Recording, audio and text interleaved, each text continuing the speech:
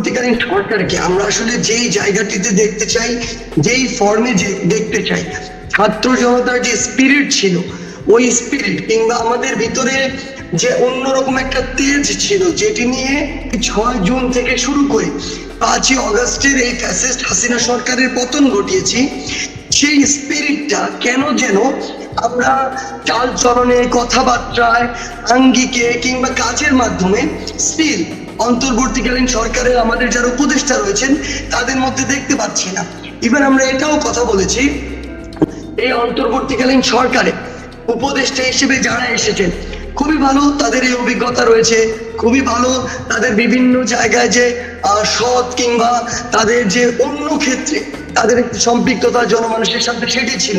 কিন্তু সবচেয়ে গুরুত্বপূর্ণ বিষয় এই মুহূর্তে আমাদের কাছে সেটি হচ্ছে যে তারা আসলে যেই আমরা আমাদের জায়গা থেকে স্পিরিট বা তেজ নিয়ে রাজপথে পুরো বাংলাদেশের ছাত্র জনতা এই আন্দোলনটি করেছে, একটি ফ্যাসিস্ট সরকারের পতন ঘটিয়েছে, ওই তেজোদ্দীপ্ত মনোভাব কথা এবং কাজের মধ্যে তাদের মধ্যে ওইভাবে দেখা যায় না। ইভেন আমরা আমাদের কিছু উপদেষ্টাকে দেখেছি যারা এই সরকার আসার পূর্বে পুরো গণমানুষের সম্পৃক্ততা, সোশ্যাল মিডিয়া আসা থেকে শুরু করে সব জায়গায় খুব বেশি অ্যাক্টিভ ছিল, কিন্তু এখন তাদেরকে আপনি 7 দিনও একদিন খুঁজে পাবেন না। সেই জায়গায় আসলে আমরা আমাদের যে চার্মের যে বিষয়টি ছিল বা তরুণ প্রজন্মের যে নতুন করে একটি প্রত্যাশা ছিল, সেই জায়গায় আমরা একটি বিস্তর একটি ফারাক দেখতে পাই। এবং তারা যে কি কাজগুলো করছে, এই কাজগুলো কেন যেন তারা বলার জন্য আমাদের যে মিডিয়ার ভাইদের সামনেও আসতে চাচ্ছেন না। তারা কি কাজ করছে, কিভাবে চলছে, কি ইমপ্রুভ হচ্ছে, এটিও তো আমাদের বলা প্রয়োজন। কারণ আমরা যারা বৈষম্য বিরোধী ছাত্র আন্দোলনে এই যে সমন্বয়কের জায়গাটি বলুন বা অর্গানাইজারের জায়গাটি বলুন, এই জায়গাটিতে কাজ করেছি, আমাদেরকে তো মানুষ প্রশ্ন করে। আমরা সরকারের নেই, এটা সত্যি, কিন্তু মানুষের কাছে তো এই দায়বদ্ধতাটুকু রয়েছে। কারণ এই প্ল্যাটফর্ম ছাত্র জনতার যে রায়, সেই রায়ের ভিত্তিতেই অন্তর্বর্তীকালীন সরকার গঠন করেছে। কিন্তু এখানে যে সমস্যাটি হয়েছে, তারা কি করছে, তারা এটি যেমন নিজেদের জায়গা থেকে প্রকাশ করছে না।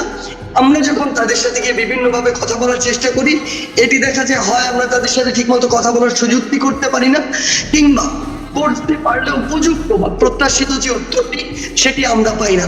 এই জায়গায় আসলে আমাদের যে প্রত্যাশা ছিল, এটি সত্যি যে 16 বছরের যে স্ট্রাকচার বা যে আসলে করাপশন সিস্টেমগুলো যেভাবে ধ্বংস হয়েছে, আমরা চাইলেই 2 মাসে ওই সিস্টেমটিতে একদম দৃশ্যমান উন্নতি দেখতে পাবো না, কিন্তু একটি গ্র্যাজুয়াল তো ইমপ্রুভমেন্ট আমাদের চোখে পড়তে হবে।